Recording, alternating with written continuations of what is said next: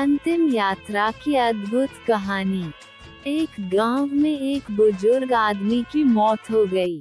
उसके बेटों, सगे संबंधी और गांव वालों ने मिलकर उसके अंतिम यात्रा की तैयारी की। उसकी अर्थी तैयार की गई और उसे शमशान की ओर लेकर जाने लगे। अभी वो लोग कुछ दूर ही पहुंचे थे कि वहां पर दूसरे गांव से एक आदमी आया।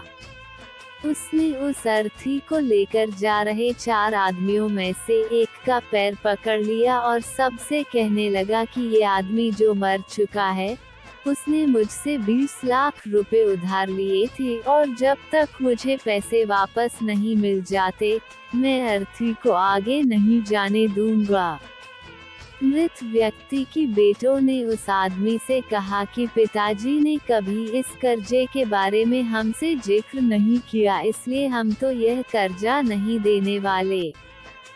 जब बेटों ने ही मना कर दिया तो उस मृत व्यक्ति के भाइयों ने भी कहा कि जब बेटे ही मना कर रहे हैं तो हम भी इस कर्जे की जिम्मेदारी नहीं लेने वाले हैं।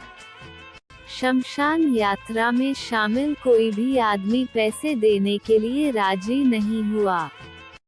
दूसरे गांव से आए उस आदमी ने अर्थी को आगे भी नहीं जाने दिया, जब तक कि इस घटना की खबर घर की महिलाओं तक न पहुंच गई। मरे हुए आदमी को एक बेटी थी। जब उस तक यह खबर पहुंची तो उसने एक पल भी ना सोचते हुए अपने सारे जेवरात और कीमती वस्तुएं लेकर वहां पर पहुंच गई और उस आदमी को वह सारी चीजें देते हुए बोली, आप इन चीजों को बेचकर पैसे ले लीजिए। अगर कुछ कम पड़ेगे तो वह भी मैं आपको धीरे धीरे लौटा दूंगी, लेकिन मेरे पिताजी की यात्रा को मत रोकिए। इस घटना को देखकर सारे गांव वाले दंग थे। तभी वह आदमी जो कर्जे की मांग कर रहा था वह बोला कि दरअसल मुझे 20 लाख रुपए लेने नहीं थे, बल्कि मैंने इस आदमी से कभी लिए थे जो मैं आज लौटाने आया था। लेकिन मुझे पता नहीं था कि इनका असली हकदार कौन है, इसलिए मैंने यह सारा नाटक रचाया।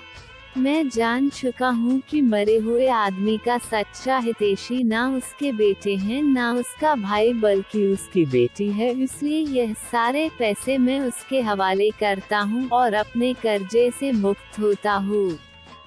थोड़ी ही देर में जो घटना घटित हो चुकी थी उससे बेटों के, भाइयों के और बाकी रिश्तेदारों के सर शर्म से झुक गए। इसलिए हमेशा दुआ करना कि हर किसी को एक बेटी जरूर हो, क्योंकि बाकी सब तो माता पिता की दौलत को अपना समझते हैं, लेकिन बेटियां माँ बाप को ही अपनी दौलत समझती।